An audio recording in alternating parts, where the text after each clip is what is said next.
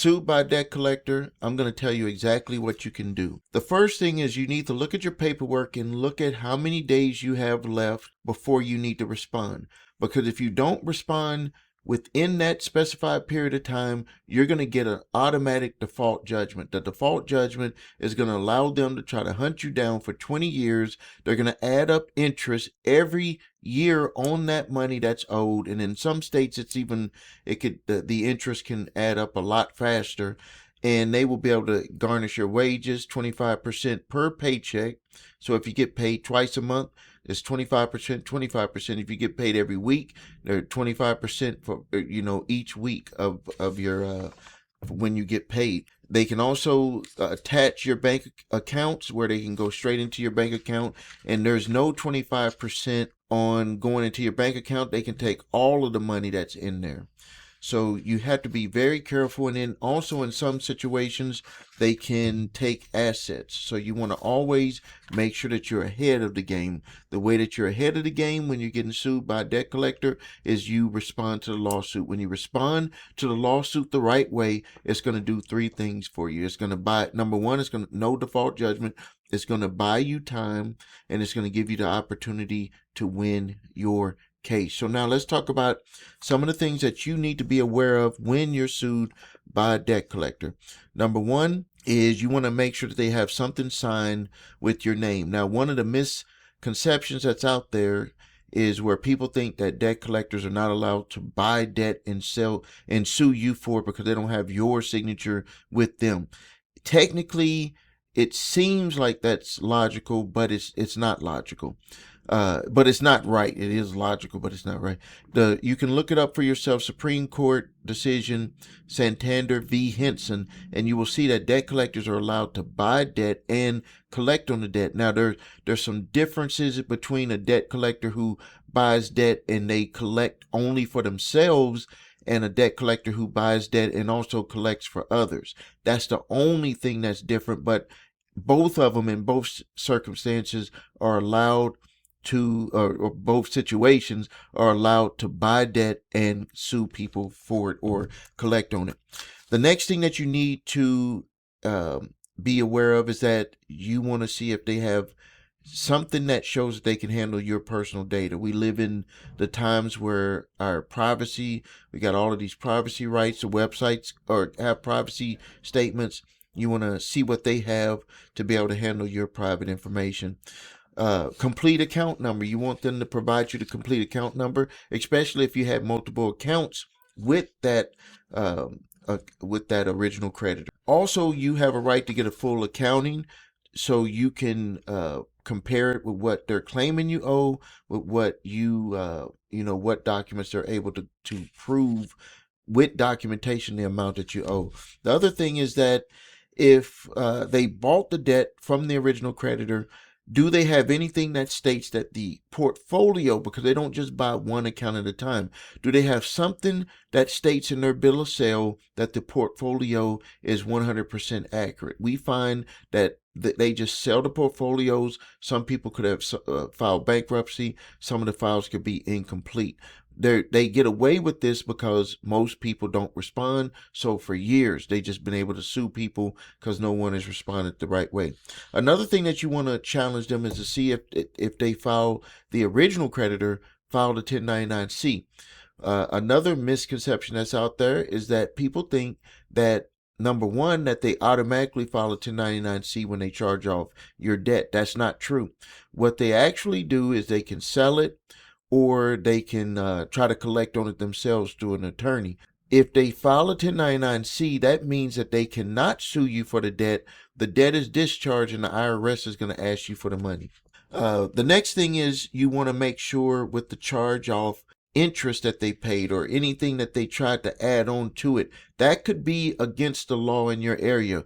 What we've seen these original creditors do when they have those accounts and then they charge off is they start building up all these fees to kind of stack up the debt if they're going to go out and sell it or get an attorney to collect it for them. By the way that they're stacking it up with late fees and penalties and interest and all of that, that could be against the interest rate laws in your state. So you want to make sure that that's challenged.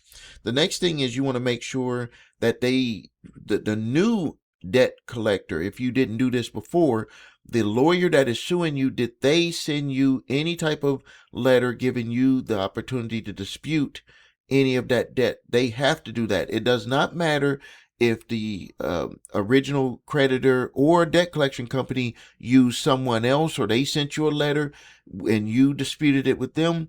If they go out and hire someone else to do the lawsuit for them in your area, that attorney from their office has to send out a debt demand letter, and you have a right to dispute it, and they have to disclose that on there. If they didn't do that, that can get your case dismissed. Another thing is that you want to make sure that they have all of the documentation and conformity documents that during the transfer of that account to that debt collector. So you want to make sure you always ask for that. Another thing is the bill of sale. You need to see if the bill of sale actually identifies you. Does that bill of sale have your name on it? Does that bill of sale have something that identifies that you were in that pool? Most of the time they don't have that. Another thing is you want to make sure that the account information is accurate, nothing misleading, no affidavits that are saying things that's misleading the judge to make them think that the company themselves that sold the debt put together that affidavit. You also want to make sure that there's no issues with them delaying the case. This is something that they will do, because if this debt was like 3-4 years ago, and yes, it's within your statute of limitations for your state, you don't remember anything about that debt. You don't remember nothing. So it could kind of put you at a disadvantage by them suing you all of these years later. So that's something that we would like to also challenge. And then we want to also challenge to make sure that the debt collection attorney who put the case together followed all of the guidelines when doing that, because that can also help you get your case dismissed. Another thing is to make sure that they have sufficient facts with the way that they put the case together. A lot of times they could rush it, use some type of robo documents or software or AI or whatever to put the case together, and it could have flaws in there. Another thing is that a debt collector who buys the debt may not be able to enforce the contract, but that's going to be case by case basis. Also, you want to make sure that you have a chain of assignment. These are all of the documents that must be transferred to the debt collector. So they didn't make the loan. They're assuming all of the they're buying the debt, and they're assuming all of that data. And they're basically buying data, and then they're going to try to turn that data into money.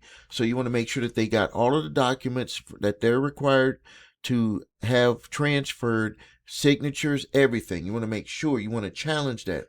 Another thing that you want to do is to make sure that they have an enforceable loan agreement. Some of the times they're not enforceable. One of the things that comes to mind is I've seen with Credit One, where Credit One specifically states in their bill of sale that the debt collector who buys the debt, and it could be a portfolio company, that they cannot go and sell it to another debt collector, or have another debt collector try to collect on the debt. The reason why they do that is because they don't want them to say anything that's going to put them in jeopardy. And the reason why they say that is because Credit One did get sued for what another debt collector actually did in the past. You also want to make sure that the principal, interest, fees, costs, credits, you want to make sure that you get all of that information passed over to you when you do your response.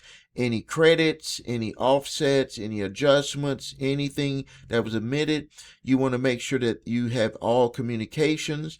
You want to make sure that they didn't have any credits or something that maybe had reduced the balance.